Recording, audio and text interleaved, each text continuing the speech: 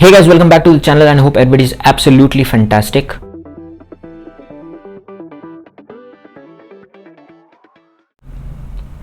जो लोग नहीं जानते मुझे, I am a doctor from Faridabad and आज ये वीडियो बनाने का मोटिव सिर्फ ये है क्योंकि as a health care professional मुझे लगता है कि लोगों तक सही इंफॉर्मेशन पहुंचना बहुत ज़रूरी है, क्योंकि इस वक्त बहुत ज़्यादा पैनिक का माहौल छाया हुआ है पूरे देश में। क्योंकि जो कोविड का सेकेंड वेव आई है या सेकेंड स्ट्रेन जो कह सकते हैं हम, वो बहुत ज़्यादा डेडली हो रही है एंड जो लास्ट ईयर के स्टैट्स थे उसके मुकाबले इस बार के स्टैट्स बहुत ज़्यादा डिफर कर रहे हैं।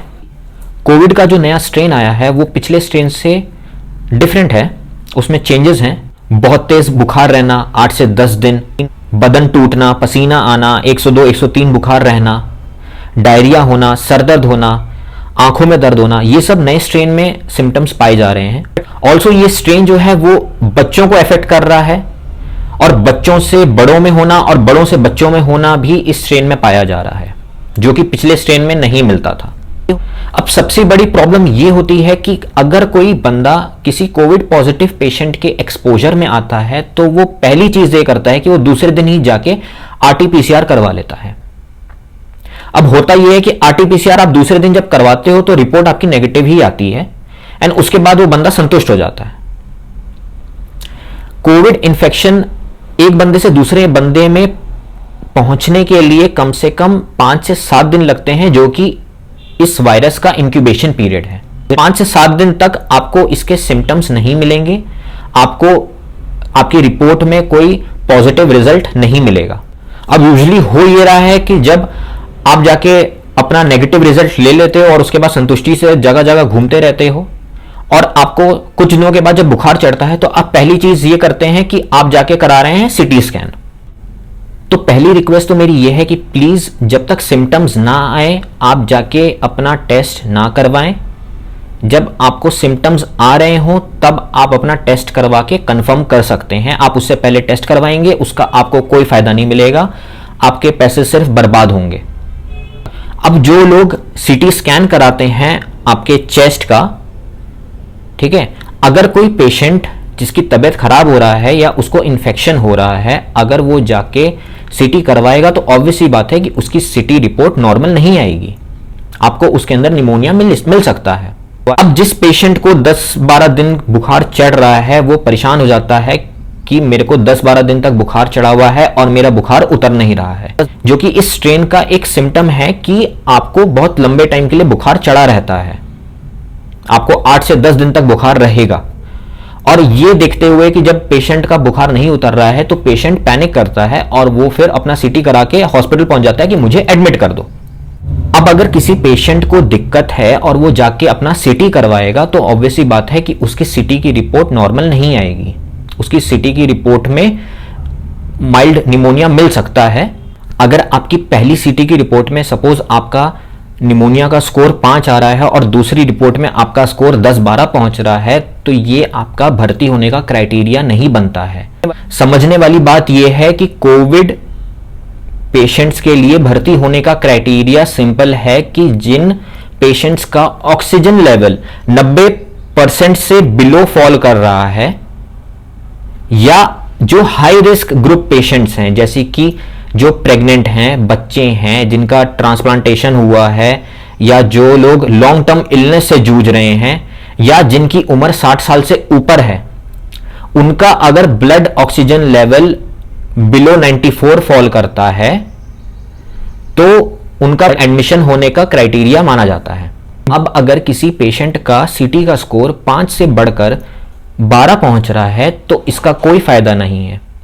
अगर उसका ऑक्सीजन लेवल 90% से बिलो फॉल करेगा तो ही वो कोविड के सीवियरिटी केस में उसको गिना जाएगा, अदरवाइज वो माइल्ड केस में ही माना जाएगा। अब पेशेंट्स को लग रहा है कि अगर वो जाके भर्ती हो जाते हैं तो उनको रेमडेसिविर का इंजेक्शन लग जाएगा और वो तुरंत ठीक हो जाएंगे। पर यह बात अगर सच होती तो हम पहले दिन से ही पेशेंट्स को रेमडेसिविर के इंजेक्शन लगाना शुरू कर देते और उनको 5 दिन के बाद छोड़ते और बोलते भैया अब आप कोरोना फ्री हो गए हो, अब आपको कोरोना नहीं हो सकता।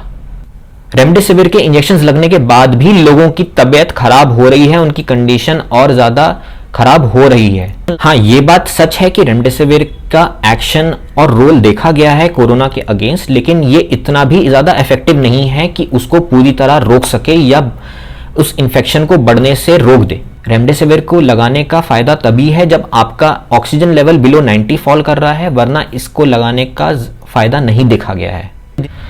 अब बात आती है स्टेरॉइड्स की, जो कि पेशेंट तीसरे चौथे दिन से स्टेरॉइड्स लेना शुरू कर देते हैं, चाहे वो आपकी डेक्सोना हो गई या ओमनाकॉटिल हो गई या डेफकॉट हो गई। व्हाट्सएप पे मैसेजेस फॉरवर्ड हो रहे हैं, प्रिस्क्रिप्शन फॉरवर्ड हो रही हैं, किसी से सुन लिया और लोगों ने ये लेना शुरू कर दिया है।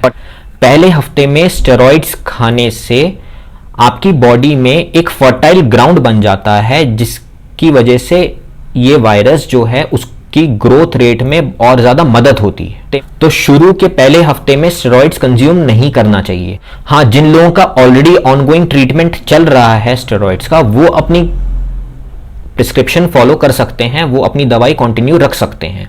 रेमडेसिविर ड्रग के रिगार्डिंग मैं एक बात कहना चाहूंगा कि जिन लोगों को इस दवाई की ज़रूरत नहीं है वो प्लीज़ ज़बरदस्ती इस दवाई को कंज्यूम ना करें, ये सोचकर कि मुझे कोरोना नहीं होगा या मेरे कोरोना अगर मेरे को हो रहा है तो ये आगे नहीं बढ़ेगा।